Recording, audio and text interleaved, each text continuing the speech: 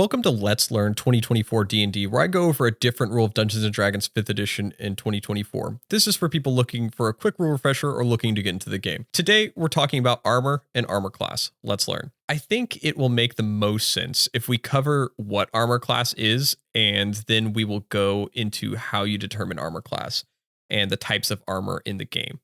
Armor class in 2024 5e D&D hasn't changed a whole lot since 2014. 5th edition. It is the number a creature needs to get with their attack roll in order to successfully hit another creature. All creatures have a general armor class that is the number 10 plus your dexterity modifier.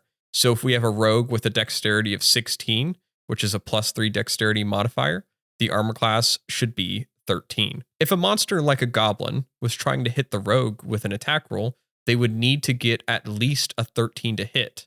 A thing to understand is just like your character has a bonus to their attack rolls, so do the monsters. A good way to visualize this is to think that if you are just some random dude with no bonus to your dexterity and you're just standing there wearing some clothes, your armor class is 10. Different classes might get to add other numbers to their armor class, such as the barbarian who adds their constitution and dexterity modifier to their armor class as long as they aren't wearing any armor. But we can talk about those stacking modifiers at a later date and maybe when they come up at some point in the future.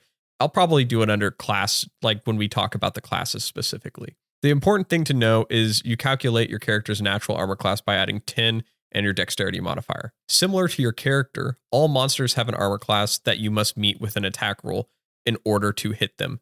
There are many effects that play into armor class other than your ability modifier, and we will go over those right now with some of the types of armor. There are 3 types of armor your character can wear, and based on the class you're playing is how you determine whether or not you have proficiency in that armor. An example is fighters can use any type of armor, while a warlock can only use light armor. The 3 types are broken down simply into light, medium, and heavy armor.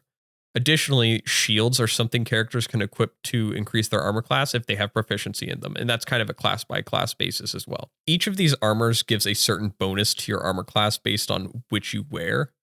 A general rule of thumb is the heavier the armor, the more drawbacks it has. Another feature to note is your character can wear any armor they like, but if they're not proficient in the armor, they have disadvantage on all D20 tests and cannot cast spells. I don't really recommend this unless you're doing some form of like Scooby-Doo level shenanigans where like you put the wizard in some armor. I don't know. Each type of armor has different benefits and drawbacks, as I mentioned. I'm going to provide a list here and tell you about each of the armor types. So padded armor is the first type of light armor, and you treat your base armor class as 11 instead of 10, and then add your dexterity modifier. A drawback to this armor is it can be bulky, so it gives you disadvantage on your stealth ability checks. Leather armor provides the same bonus as padded armor, but without the drawback of the disadvantage on stealth. Studded leather is a direct upgrade from leather armor, increasing your armor class to being 12 plus your dexterity modifier. And just so you know, you can't like stack on multiple levels of leather armor or anything. It's whatever armor is going to be the highest that you're wearing, and you can only wear one at a time anyway. So before I get through this, I want to say that obviously studded leather is the best of these 3, but it's also important to note that it's the most expensive of the 3. That will similarly be the same case for a lot of these armors going forward. Kind of the best one is the most expensive. The reason armor that isn't as good exists is for characters starting out their first adventure or in games where money might be tight and resources might not all be readily available. So in some cases, like some worlds you're running in, hide armor might be one of the better armors you can get because there's not a lot of armor around, and it could be super important to have it because it's one of the cheapest and lightest armors. So you remember a moment ago when I said you can add all of your dexterity modifier to your armor class? Well, that rule changes when we get to medium armor. I lied. So in the case of medium armor, you can only add to +2 from your dexterity modifier to your armor class on top of the benefits of the medium armor. So let's go over that so it makes more sense. Just stick with me at the lower tiers of this armor as it all has its own purpose. Hide armor picks up where studded leather armor ends with its armor class being 12. But with hide armor, the maximum dexterity modifier you can add is +2. A good thing to note about this armor is that it's less than a fourth the cost of studded leather armor, though. And so this is the case where if you have a character with a dexterity score of 14, they can add that +2 modifier to that 12 to have a 14 armor class. But if you have a dexterity of 12 and you can only add +1, you would only get +1, so it would be a 13 armor class. And lastly, with the case of having really high dexterity, like 18 and using hide armor, you would still only get +2, putting you at a 14 armor class. So it would be just about as equal as wearing no hide armor in that case. And hide armor is our medium armor. So everything going forward here is medium armor until we talk about heavy armor. Chain shirts.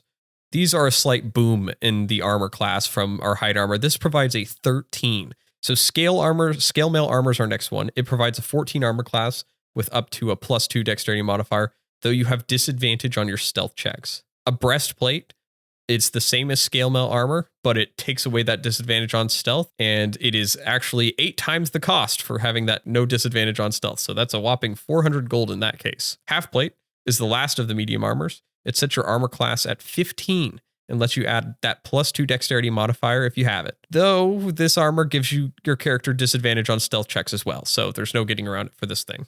Let me bring it to the table. Let me bring it to this table. So you remember when I said you could add your dexterity modifier to your armor class? Well, with heavy armor, forget about that. You're clunking around. Now your armor class is just the number I tell you, and they'll all give you disadvantage. There's no avoiding disadvantage with this heavy armor, unless some rare circumstance of the armor being magical, but we're not going to get into that just yet. So ring mail, this armor, you put ring mail on, you get an armor class of 14. That's about it. Chainmail, you get your armor class to 16. It's good sturdy starting chainmail armor for a fighter. Splint mail, put your armor class at a 17, one of the highest armor classes you get from armor in the game. And lastly, plate mail. This gets you the highest armor class from base armor, and that is 18. I think it would make sense to know that it is also the most expensive armor at a whopping 1,500 gold. So if you shell out that gold to get that armor, you're going to be traveling in style. And now that I just mentioned it multiple times, I've just realized I haven't gone over money. So I will go over money at some point soon in the game. So be on the lookout for that video. The last basic armor item you can pick up to help your armor class is a shield. A shield gives you a +2 armor class, and it requires one of your character's hands to use. So you couldn't wield a two-handed weapon and a shield at the same time. An important note I want to reemphasize is your class determines if your character has proficiency in a lot of these things, and they often come with starting equipment like armor, which kind of depends on the game and you're playing, so maybe you don't start with that armor. It's kind of you figure that out when you're starting the game with your dungeon master. Now, before we make all of the spellcasters sad because most of them don't get armor proficiencies, there's other ways that you can gain the benefits of armor or armor proficiency. A prime example would be spells. Some spells like Mage Armor and Barkskin raise your armor class to protect you from attacks. Another couple example of things that affect your armor class might be a class ability, a magic item, or even multi-classing, all of which we can talk about later. I feel like I'm going to say that a lot, that we can talk about it later, and it's just all going to compile all at once. One last note I want to make for everyone is about some additional abbreviations. I know there's a terminology video that briefly kind of talked about some of the lingo, but I think over time I'll have to introduce some of it to help you out a little bit. It might be best to introduce these as we learn them, so yeah, just over time. So armor class is commonly referred to as AC. I know most people would be saying, air conditioning. Yes, what is your air conditioning? No, it's when someone says, what is your AC? They're asking for your armor class. So that's what they need to hit you most of the time. So with that, thank you all for listening to the Let's Learn. Go ahead and leave a like and subscribe if you haven't. If there's another topic you want to cover for the 2024 rules of Dungeons & Dragons, or have a question about the topic we just covered, leave a comment. The point of these are to be educational and informative, and to help introduce the game to people who may not have played or want to get back into the game. Thank you guys.